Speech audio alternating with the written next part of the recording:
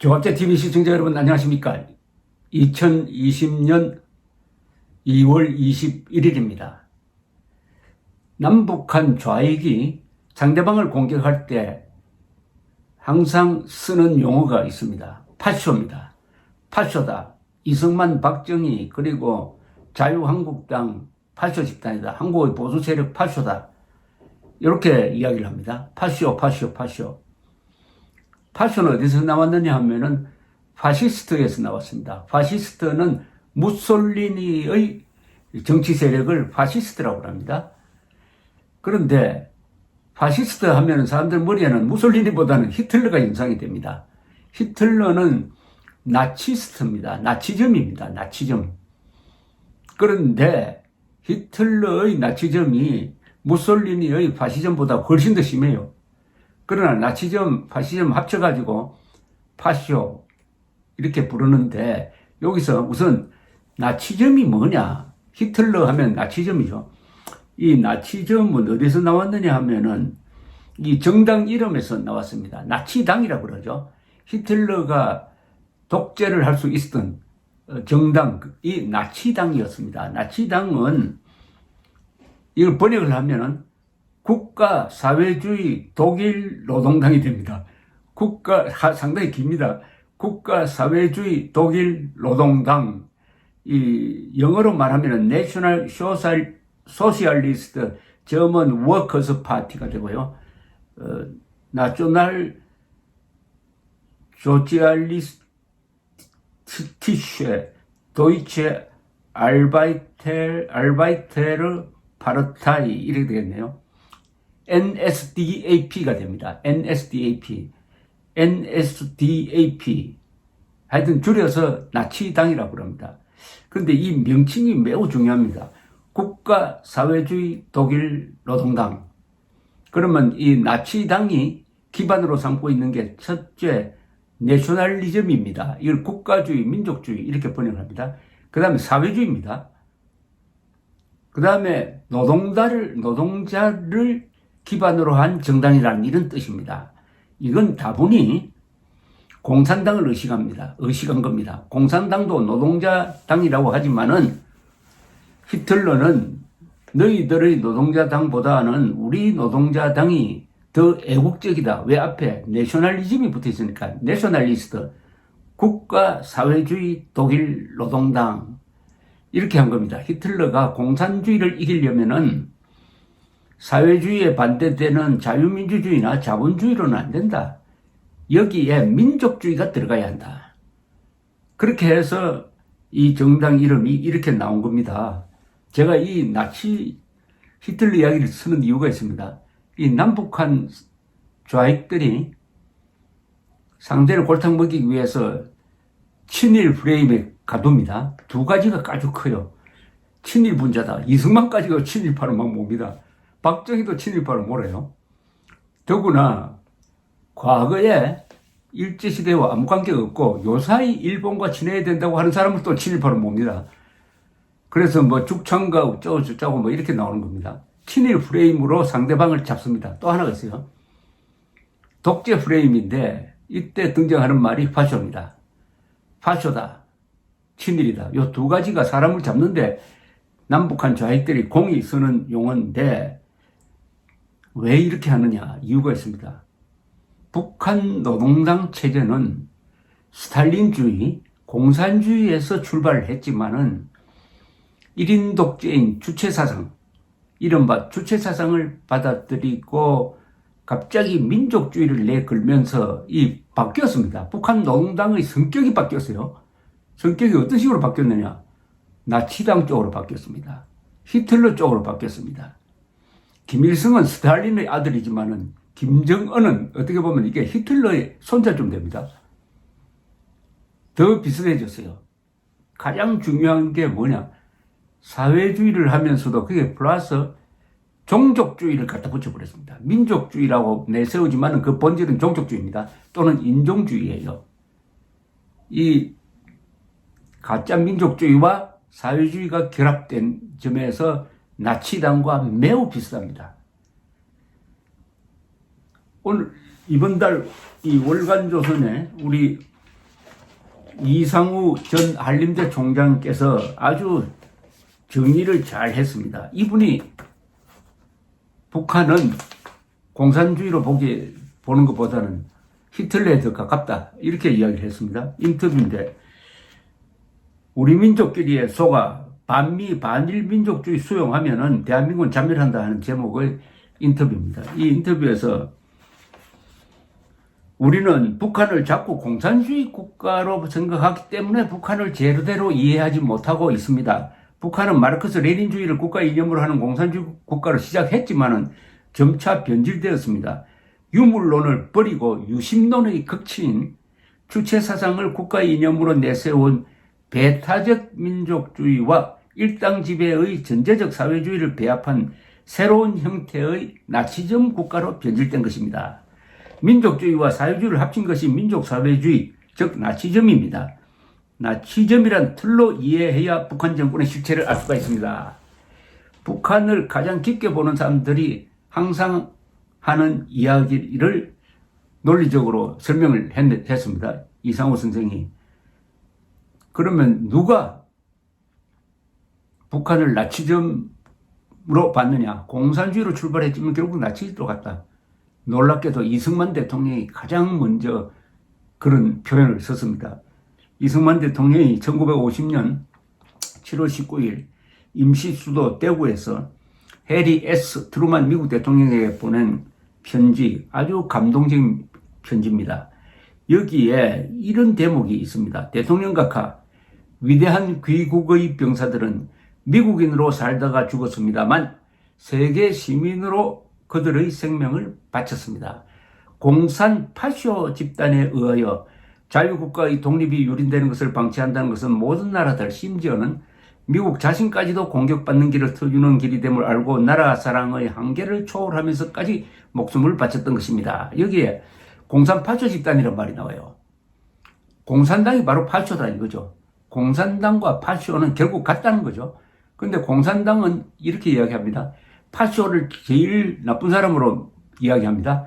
이 또 히틀러 파쇼 집단은 공산주의를 가장 나쁘다고 이야기합니다. 사실은 공산주의와 파쇼가 형제와 같다는 겁니다. 가장 비슷한 게 공산주의와 파쇼입니다. 파시즘입니다. 나치즘이죠.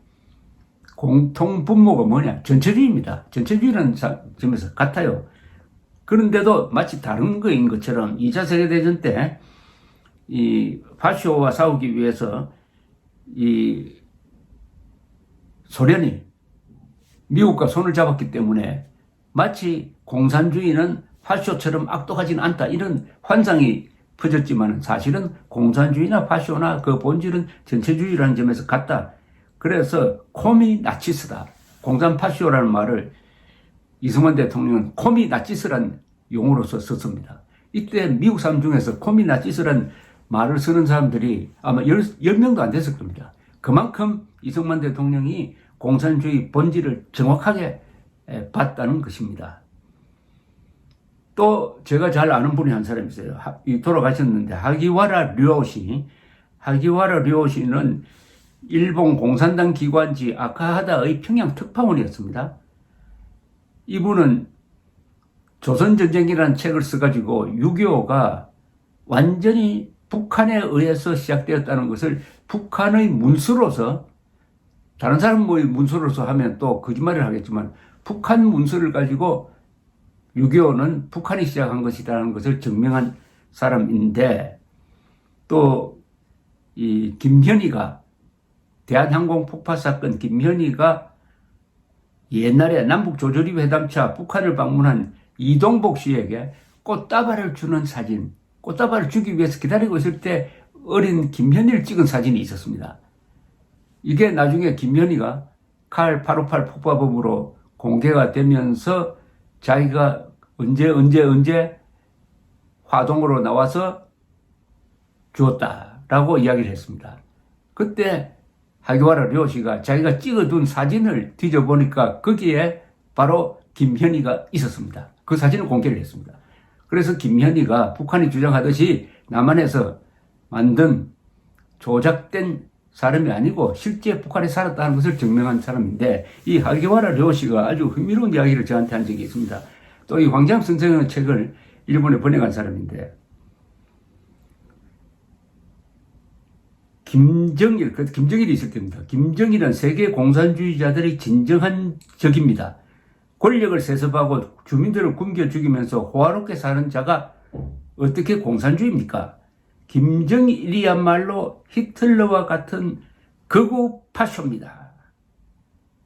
히틀러와 같은 극우라고 했어요. 김정일이가 극우라고 했습니다. 김정일이가 파쇼 같은 자들이다, 이렇게 이야기를 했죠. 그런데 좌익들이 보수 세력을 공격할 때 왜 파쇼, 히틀러 이렇게 비유하는지 아시겠습니까? 바로 자신들의 정체가 파쇼고 자기들의 정체가 히틀러니까 그것을 감추기 위해서 히틀러를 욕하는 겁니다. 이 좌익들, 공산주의자들은 항상 말을 정반대로 거꾸로 돌리지 않습니까? 흥미로운 것은 황장엽 선생도 1997년 한국에 와서 증언하기를 김정일이가 히틀러 숭배자라고 했습니다. 히틀러 숭배자라고. 자, 이 정도, 이게 또 한 사람이 있습니다. 나치즘과 공산주의가 결국 같다고 판단한 사람이 조지 오웰입니다. 조지 오웰은 원래 사회주의자인데, 사회주의자 편에서 스페인 내전에 지원병으로 참전을 했습니다. 거기서 공산주의자들의 만행을 본 겁니다.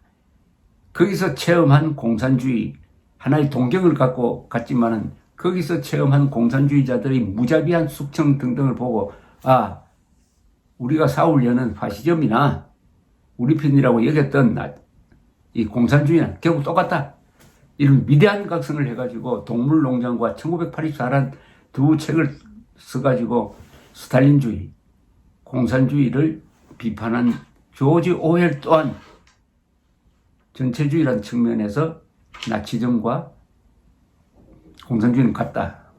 이상우, 하기와라 료, 황장엽 선생, 또 이런 분들이, 조지 오웰 같은 분이 있습니다. 자, 그러면은 북한 농당 정권을 붕괴시키려면은 북한의 본질을 잘 알아야 됩니다. 북한을 공산주의 정권으로 보는 것보다는 북한을 나치 같은 존재다라고 보고 북한을 붕괴시키는 전략을 쓰는 게 더 정확하다는 겁니다. 본질에 맞게 전략이 선택되어야 하는 것이죠. 그러면 뭐냐? 간단합니다. 저는 북한 농당 정권을 무너뜨리는 게 아주 간단하다고 생각합니다. 북한 농당 정권은 다 거짓말인데 가장 큰 거짓말을 부수는 거예요. 저 허위의 북한 농당 정권이 강한 것 같지만은 거짓말에 기반을 하고 있습니다.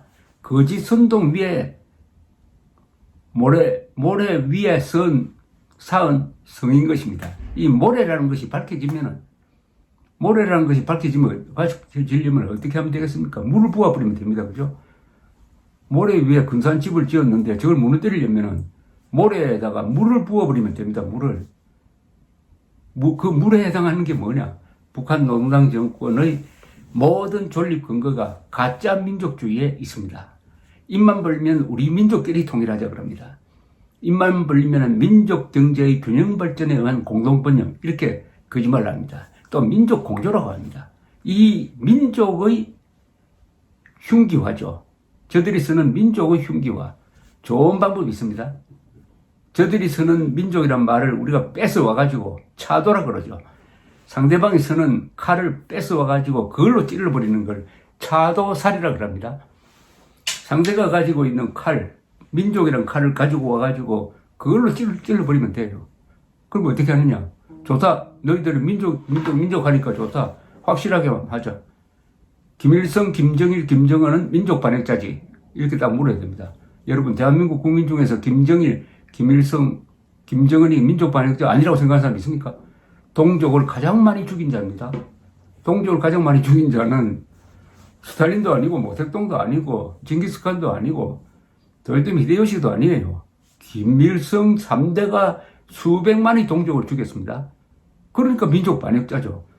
또 대한민국 국민보다 평균 수명을 한 12년 단축시켰습니다. 키는 10cm 짧게 했습니다. 이 자가 바로 한민족에 말할 수 없는 고통을 안긴 자니까 이 자가 민족 반역자가 아니면 누가 민족 반역자이겠습니까? 그럼 됐습니다. 김일성, 김정일, 김정은은 민족 반역자다. 여기에 이제 합의가 됩니다.